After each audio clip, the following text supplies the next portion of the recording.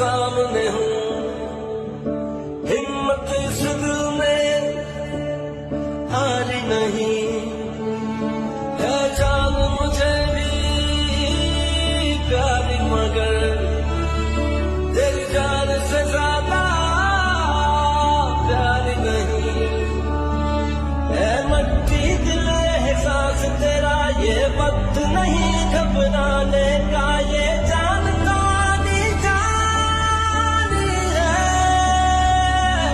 ये जान तो आनी जानी है, ये वक्त है पलक रोने का। तेरी सांसें मैं बन जाऊं, तेरी खुशियाँ वापस लाऊं, मेरे जीने की इतनी सी वजह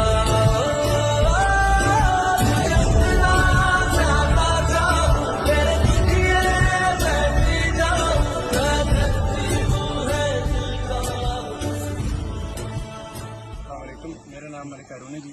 ये हमारे पास काम करते जी, बशीर इनका नाम है। हरों के पास से अपनी गाय ऐसे चला रहे थे तो एकदम पानी ज़्यादा आ गया, जिसकी वजह से इनको समझ नहीं आई। हमारे आदमी ने बहुत कोशिश की लेकिन वो पानी से उसको निकाल ना सके, तो हमने फौरी तौर पर 112 को बुलाया।